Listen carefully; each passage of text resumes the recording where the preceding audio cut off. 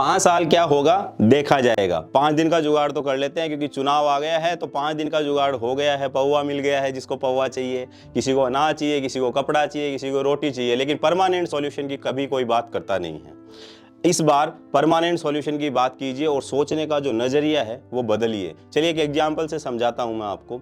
For example, एक वारदात हो गई आपके मोहल्ले में। आपके मोहल्ले में कोई भी वारदात हो गई, मान लीजिए कोई गुप्ता जी, मिश्रा जी, किसी के यहाँ चोरी हो गई। जैसे ही मॉर्निंग में आपको पता चलेगा, मम्मी ने जगाया, उठ भाई अबे नालायक, चोरी हो गई है मोहल्ले में, तो दिमाग में सबसे पहला थॉट क्या आएगा आपके दिमाग में?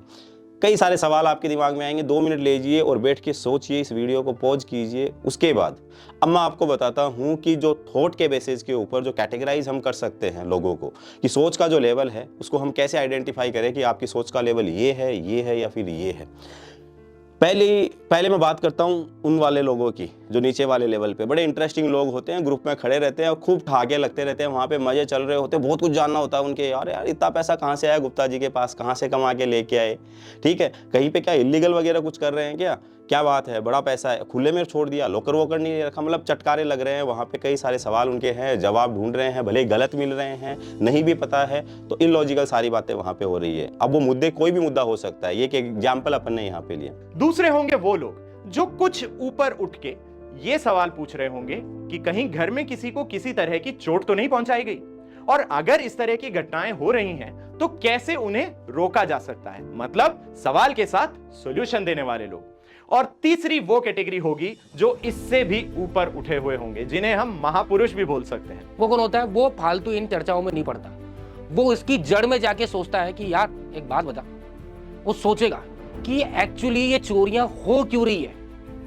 आपने सॉल्यूशन ढूंढ लिया कि कैसे रोका जाए, पर वो सोच रहा है अगर इसकी मैं जड़ को ही पता लगा लूं तो हमेशा के लिए रुक सकता है। मतलब वो सोचेगा कि कहीं ना कहीं हमारी एजुकेशन सिस्टम में डिफॉल्ट है, या फिर बेरोजगार है, इकोनॉमिक डेवलपमेंट नहीं है। तो बात इतनी सी है, और बात बड़ी सिंपल सी है, कि अगर हम किसी लीडर को चूज करते हैं, ठीक है, जो हम लीडरशिप क्वालिटी को लेकर भी बात करते हैं, तो वो लीडर चूज करना चाहिए जो एजुकेशन की बात करे, जो आपकी हेल्थ को लेकर बात करे, जो आपके इकोनॉमिक डेवलपमेंट को लेकर बात करे। और जब हमारी सोसाइटी में कुछ 1% लोग भी ऐसे हो जाएंगे, जो कि विवेकानंद जी भी कहते हैं, उनकी किताब है कर्मयोग, उसमें लिखा है कि अगर 1% लोग भी अगर ऐसे हमारी सोसाइटी के अंदर हो जाए तो वाह क्या मजे की बात हो जाए, उस देश का भविष्य बहुत ही उज्जवल होगा। तो अब आपकी सोचने की बारी है कि आप किस लीडर को चूज करना चाहते हैं, जो आपको सिर्फ रोटी कपड़ा मकान देने की सोच रहे हैं, या फिर वो जो इसको जड़ से खत्म करने की सोच। अभी अपना वोट डालते टाइम पे जब आप लीडर का चुनाव करें तो कुछ बातों का आप ध्यान रखें कि लीडर वो चुनना है जो राजनीति को व्यापार ना समझे, सेवा समझे। लीडर वो चुनना है जो रोटी कपड़ा मकान का वादा ना करके प्रायोरिटी पे रखे एजुकेशन एंड इकोनॉमी को। किसी ऐसे लीडर को चुने जिन्हें पॉलिटिक्स खेलना पसंद नहीं हो, बल्कि पॉलिटिक्स के बारे में जानकारी हो।